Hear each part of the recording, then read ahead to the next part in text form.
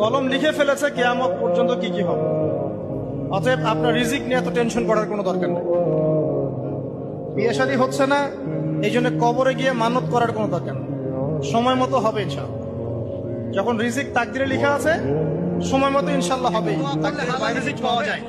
আমার সাথে পড়েন, আল্লাহুম্মা ইকফিনি বিহালালিকা আন হারামিকা ওয়া আগনিনি বিফাদলিকা আম্মান সিওয়াকা।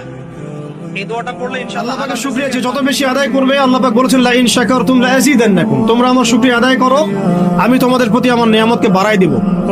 ওয়া লা ইন কাফারতুম ইন্না আযাবি লাশাদীদ, তোমরা যদি আমার অকৃতজ্ঞ হও, জেনে রাখো আমার আযাব বড়ই কঠিন। সবসময় চিন্তা করবো আমাকে আল্লাহ কি দিয়েছেন, এটা চিন্তা করবো না আমাকে আল্লাহ কি দেন নাই।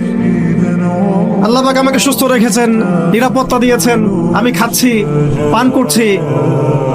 এই যে নিয়ামত, আল্লাহ পাকের যে অগণিত নিয়ামত, এটাকে স্মরণ করা এবং সে অনুযায়ী শুকরিয়া আদায় করা, দোয়া কবুল করানোর জন্য। সেটা এটা আমাকে যদি বলেন যে সব আপনার জানার মতো সবচেয়ে বেস্ট ওসিলা কোনটা দোয়া কবুল, আমি বলবো সেটা হচ্ছে আপনি আল্লাহ রাব্বুল আলামিনের এই একত্ববাদের ওসিলা দিয়ে দোয়া করবেন। দোয়া করার আগে আল্লাহ পাকের প্রশংসা করা, আলহামদুলিল্লাহটাও আল্লাহ পাকের প্রশংসা, এবং রাসূল সাল্লাল্লাহু আলাইহি ওয়াসাল্লামের প্রতি দরুদ শরীফ পড়া একবার, অন্তত একবার, চাইলে আপনি অনেক পড়তে পারেন। এরপরে যে বিষয়টা আপনি চাচ্ছেন তার আগে বলা, আল্লাহুম্মা ইন্নী আসআলুকা বিআন্নী আশহাদু আন্নাকা আনতাল্লাহ লা ইলাহা ইল্লা আনতাল আহাদ الصمد الذي لم يلد ولم يولد ولم يكن له كفوا احد। এরপরে আপনি দরুদ শরীফ পড়ে দোয়া করার চেষ্টা করবেন। আপনারা জিন্স পরতে পারবেন না, মেয়েদেরকে বলছি, এবং টি শার্ট পরতে পারবেন না। আপনারা ওই যে যা ইচ্ছা তাই ড্রেস পরে বলবেন যে হাজার বছরের সভ্যতা সংস্কৃতি, এসব বাজে কথা চলবে না এখানে। এটা হাজার বছরে কোনোদিনও আমাদের দাদা নানিরা এগুলা যুব সমাজের সবচেয়ে বড় টেনশন রিজিক। একটা জব, একটা ভালো জব, একটা ভালো ব্যবসা, সে সিকিউর লাইফ চাচ্ছে। রিজিক নিয়ে চিন্তা করবেন না, আপনার কাছে যে রিজিক আছে এটা আপনার কাছে আসবেই ইনশাআল্লাহ। হয়তো সময় লাগছে কিন্তু আপনার কাছে আসবে ইনশাআল্লাহ। আপনি হালালের উপর থাকবেন, ন্যায়ের উপর থাকবেন, আপনি অন্যায় পথে রিজিক সার্চ করবেন না। আপনার তাকদিরে যে রিজিক আছে আপনার কাছে আসবে। সবচেয়ে সৌভাগ্যবান ব্যক্তি কারা? সবচেয়ে সৌভাগ্যবান ব্যক্তি কাদেরকে ধরা হতে পারে?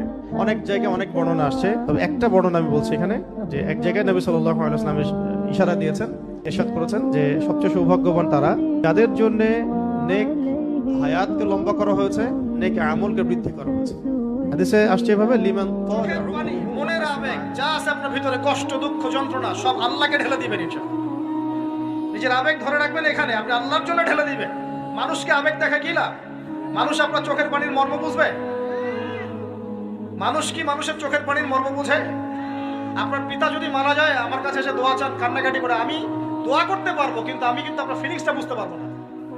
আপনার অনুভূতি কে বুঝতে পারবেন? আল্লাহ পাক আপনার ঘাড়ের রগের চেয়েও কাছে আছে। সুবহানাল্লাহ।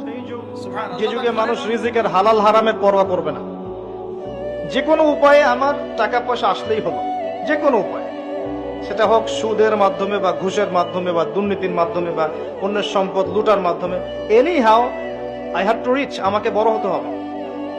এটা আমাদের কনসেপ্ট।